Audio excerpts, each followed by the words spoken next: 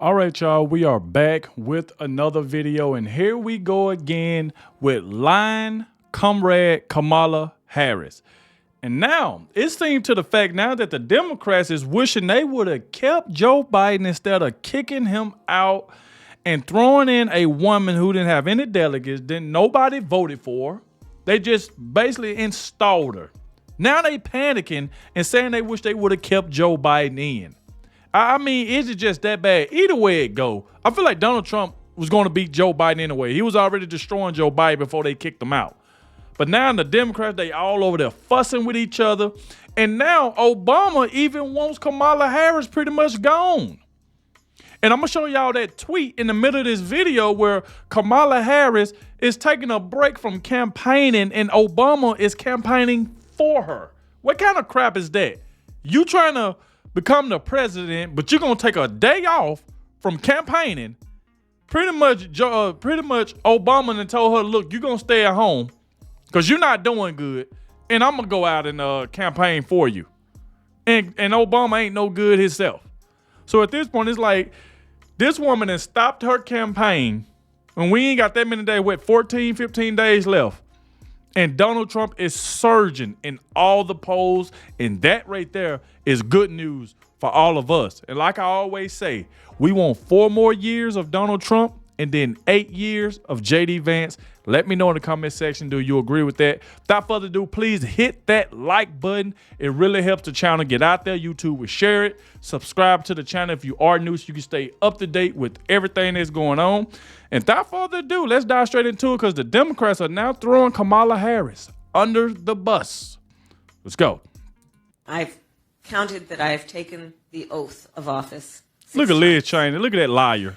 And for the elected leaders here, we know it is an oath that one must take sincerely and unequivocally, which is an oath, among other things, to support and defend the Constitution of the United States. She is so boring. And to understand what those principles represent and what they require of the individual who holds the office in the public trust.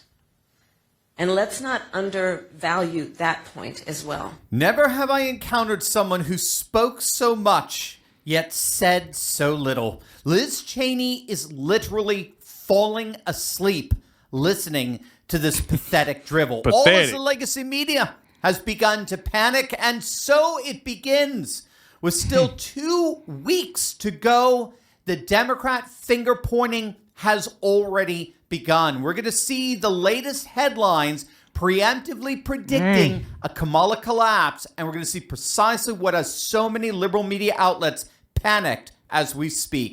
Hey gang, it's me, Dr. Steve, your Patriot Professor, here to help you stay sane in these as of today, 2 weeks before the big day. All you got to do is read the latest article from The Hill. What if Joe was the better candidate all along?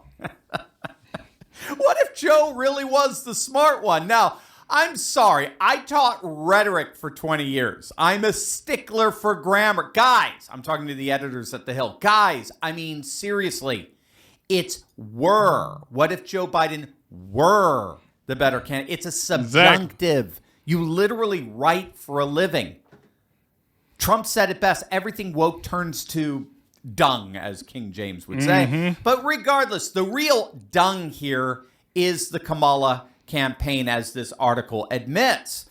The article, as I read through it, frankly, it's as frankly incoherent as its grammar, but I'm not sure what the so-called journalist was trying to argue. But what is clear is a palpable sense of panic that Kamala is indeed in the process of blowing this. She is in the process of crumbling. And single-handedly ensuring that number 45 becomes number 47, which raises the question, would the Democrats have been better off just sticking with old Scranton Joe? This author seems to suggest, well, it couldn't have been worse. Regardless, this is not the first piece The Hill has published that appears to be writing early obituaries for the fledgling Kamala campaign. Just days back, they published the article, 4 Reasons Why Harris is Losing. Because she's a liar. And just a couple of days before that, again from The Hill, Democrats start to hit the panic button. And it's not just the Hill. Here's the headline from Real Clear Politics a couple of days back: the collapse of Kamala Harris. And what all of these pieces are recognizing, bottom line, is that right now, as we speak, Trump has never been stronger than he is. Exactly. And the Democrats have never been weaker against them. Trump has never been stronger, and the Democrats have never been weaker against them. There are three predictive indicators for this election when all said and done. If you want to try to understand the state of the race right now, you need to look at three things. You need to look at the polls, you need to look at voter registration trends, and you need to look at early voting. Polls, voter registration trends, early voting. It doesn't matter which indicator you're looking at. It doesn't matter. It frankly doesn't matter which poll you're looking at. Every single predictive indicator is moving in Trump's direction. Every single one. Every one of them. Exactly. In fact, it does look as if the dam is breaking a full 2 weeks before the election. Remember, the dam didn't start breaking for Hillary until about 3 days before the election. Take a look at the lines for early voting in the state of Nevada. Now, gang, remember, we've been saying the bigger the turnout in this election, the more it benefits Trump. It signals that low propensity to no propensity voters that haven't voted either much or at all in the last several elections. That's a low long propensity line. to no propensity voters who overwhelmingly support Trump are coming out in droves. And that's exactly what we're already seeing all over the country, but now particularly in Nevada. So in terms of the polling, Nevada's been going back and forth. One day we're seeing a Trump small lead, another day we're seeing a Harris small lead. But now the voting has begun and the totals are coming in. And for the first time ever, look at that right there. Breaking. Nevada Republicans now lead the early vote with mail included. Absolutely unprecedented in the presidential year. Republicans got almost 100,000, while Democrats hit at almost 89,000. See, the thing is that people then kind of caught on to Kamala Harris with all that lying. Because remember when she first came out, it seemed like everybody was on her side because they just kicked Joe Biden out and just threw her in there. Nobody voted for this woman. She was the first one out when she did run for president. The same woman that called Joe Biden a racist and ended up being his vice president. I mean, it just don't make sense to me. And I still think Joe Biden got a problem with that. I don't think that man forgot about her calling him that. So that's why Joe Biden been taking shots, because I can tell you right now, Joe Biden do not want Kamala Harris to win, because he wanted for where he can be able to say, see there, y'all should have kept me in. We probably would have had a better shot, even though I don't believe that. But that's probably what Joe Biden thinking. Everybody can read between the lines that this woman is not fit to be president. She can't answer any questions. She can't answer nothing. So how she's going to deal with Zelensky and Putin? How she going to deal with them if she can't even get through a 20-minute interview? I mean, come on. And now she got Barack Obama out here telling lies, trying to, say that Donald Trump's economy was good because it was his. Trying to take credit, Obama trying to take credit for Donald Trump's economy. Like, these people are just sick. Republicans have taken the early voting lead in Nevada. You've got to let that hit you. Republicans have never led in the early voting in Nevada. They're up nearly 100,000 votes to the Democrats' 89,000. In Clark County alone, where Vegas is, on the first day of early voting, we saw a shift from a +7 Democrat advantage at the exact same time in 2020 to a Republican +18. And take a look at the betting markets. Look at this. Just a couple of days back, the odds were dead even for both Trump and Harris in Nevada. They had both basically flatlined and they were overlapping. And then early voting started late last week, and boom. Look at that. It's now Trump 62-39 in a state that no Republican has won in 20 years. Let's go. Now, this early voting Republican stampede in Nevada. Even though we see the polls, we still have to get out and vote. Even though the polls look good, we still have to get out and vote to make sure it's too big to rig and that President Trump is back in the White House. So please go out and vote. comes on the heels of a report from Politico regarding comments made by the Culinary Union in Nevada, which is a very, very strong and influential union in the state, particularly, obviously, in Vegas. They actually have had their finger on the pulse of Nevada politics for years now, particularly Clark County politics for years. They came out last week and told Politico that were the election held today or that day, based on what they were seeing and on their polling of their membership, Trump would win. Trump would be the first Republican to win Nevada since 2004. That's coming from perhaps the single most powerful union in the entire state, the Culinary Union. And what's key with unions is that they have the ability to poll their membership far more accurately than anything an outside pollster can do. We've seen that with the Teamsters Union, who are breaking for Trump literally 2-1, 3-1. Again, absolutely historically unprecedented. But now it seems we're seeing the Culinary Union's prediction happening, being fulfilled in real time with this incredible Republican blowout in early voting in Nevada. And it ain't just Nevada. We just had today the latest AJC poll drop on the key swing state of Georgia. Now, I believe this is the last poll before the big day. If you don't know, AJC is one of the best polling outlets out there, particularly for Georgia. They polled Trump +2 in 2016 as their final poll, just days before he went on to win Georgia. And they polled Biden +1 in 2020, just days before he went on to win that state. So they nailed Georgia 2 election cycles in a row. Feast your eyes on these. Their last poll for 2024, it's Trump's biggest lead. Numbers look good. Ever. Trump +4. Trump +4. Now, we got a crosstab for that. We got an interesting corroborator to that. We talked about this on last night's live stream, our Monday night live stream. Duval County in Florida, of all places. Duval County has been a bellwether for Georgia for the last 20 years. Duval and Georgia have mirrored each other's voting for every election since 2004. Even in 2020, when Duval went for the very first time Democrat in ages. When Duval went Democrat, so did Georgia. Barely, but the pattern still held. Biden won Duval by 4 points. So isn't it interesting that at the same time the AJC poll drops with a Trump +4 in Georgia, right now as we speak, Duval is now Republican +5. So really, that's probably the reason why Barack Obama told Kamala to get off the campaign trail. Just so y'all can see what I'm talking about, I want y'all to look at this right here. Look at this right here. From Richard Grenell on X, he said Kamala Harris is having Barack Obama step in for her today. She's taking a day off from campaigning. So you telling me this woman is taking a day off from campaigning when she's already down and she's just going to take a day off? Like, come on. I'm telling you, she's a fraud. She's not fit to be president at all.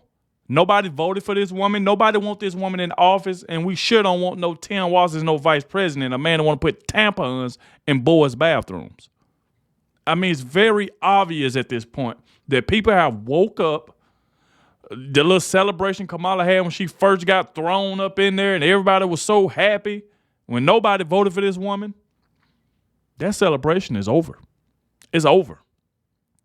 It does appear that this election is coming down to Trump winning just one of the blue wall states, Wisconsin, Michigan, or Pennsylvania, whereas Kamala has to win all 3. It's got to be a straight. Electorally, she cannot lose a single one of those states. But unfortunately for Cackles, the RCP aggregate, the Real Clear Politics polling average for all the swing states, has Trump leading in every single blue wall state. Heck, he's leading in every single swing state, period. Yep. Trump is leading in the polling aggregate in every single battleground state. And speaking of Florida, I'll circle back there with Duval, the bellwether. We talked about this last night on our live stream. Republicans are officially crushing it now in deep red Florida. They are up nearly 27 points in the early voting. Yep. Remember, for context, Biden won the Florida early vote by 10 points in 2020. Right now, it's the Republicans up by nearly 30. But feast your eyes particularly on Miami-Dade. Miami-Dade, for like the very first time in recent memory in a presidential election, Miami-Dade is going red. Freaking Miami-Dade. You can see it too. And it's not just going red. It's going red by 11 points right now in the early voting. And data analyst Seth Keshel just pointed out there has never been a time when a Republican presidential candidate has won Miami-Dade and lost the election. Oh, and more bad news is coming out of Michigan. Kamala Harris is now officially underwater with Arab American vote. Trump is leading among Muslim and Arab Americans again for the first time ever. And the reason this is particularly applicable to Michigan is because Michigan has the highest number of Arab American citizens there. Many of you know that the mayor of Hamtramck, Michigan, which is the only city in the country to have an all-Muslim city council. See, that's the reason why the borders, like they endorse Trump. Everybody done endorse Donald Trump. The polices all around the world endorse Trump because they know for a fact he's going to close that border. He's not going to leave that border open, letting criminals come across. I mean, just look what happened the last 3.5 years. It's been a disaster. Everybody know it been a disaster. And this woman's slogan is a new way forward. I mean, she got the type of slogan as if you would think Donald Trump is the one in office right now. That's what her slogan, a new way forward. Let's turn the page. Brett Baer said it best. Where are we turning the page from? You the one in office. And then she, instead of saying her, she'll go back with the last decade. What do you mean the decade? I mean, this is just so bad. And that's the reason why I said before, everybody see how fake this woman is, how a liar she is. I'm telling you, sex changes for, these illegal aliens in prisons. She want to ban fracking. She's flip-flopping on everything, and people can see straight through it. Bernie Sanders threw her under the bus. He already said she's going to say whatever it takes to get elected. Which means, like Donald Trump said, if you get her elected, she's going to go back on everything she said. Remember, she just put out, for black people, I'm going to make pot legal. As if black people are the only one that smoke pot. And why is you trying to make that legal? We trying to get groceries prices down. We trying to get inflation down. And she's talking about pot. What? And then she changes it and say, no, I'm going to legalize it for everybody. I mean, that just go to show you how fake this woman is. She literally said for black people, and then turn around and say, no, we're talking about for everybody. It's the pandering, it's the lies, and people can see straight through it. That mayor, Amir Khalib, has just officially endorsed President Trump. Yep. Here was the scene just days ago when the mayor presented Trump a certificate of appreciation. Mr. President, on behalf of the city of Hamtramck, and we would like to present you a certificate of appreciation for visiting our city. And I would like to call the 3 elected officials, if you don't mind, to join me to hand you this certificate, please. It's going to be historic for our city.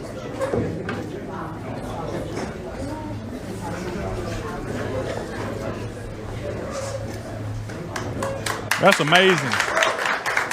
Now, this was all the more stunning when you realize that every single person in that picture that you see there, for the exception of Trump, obviously, is a Democrat.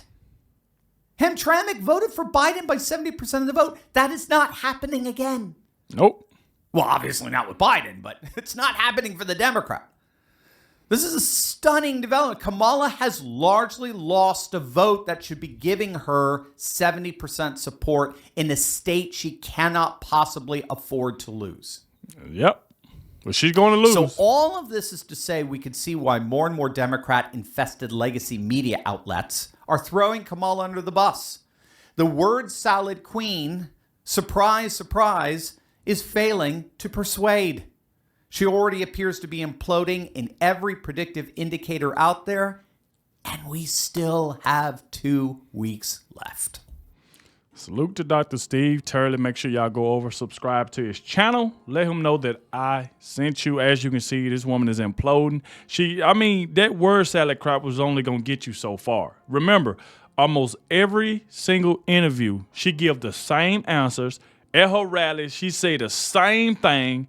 It's nothing genuine about this woman. It's nothing new about this woman. It's the same old talking points. And she tried to come to Fox News with Brett Baier and give those same long, drawn-out word salads. And Brett Baier wasn't falling for it. The only thing Kamala Harris was doing, when she answers questions, what she do is she give these long, drawn-out answers. That way she can just chew up the clock. Because, like, just say if you got to interview her and she said, okay, well, we only going to do 20 minutes. We only going to do 30 minutes.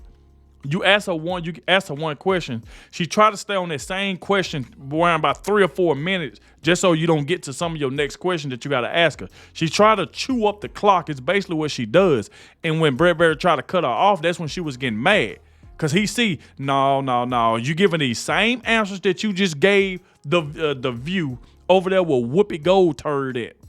The same answer you give CNN, CBS. Now you want to run over here and say the same thing? I'm not letting you do that. And that what Brett Baier had stopped.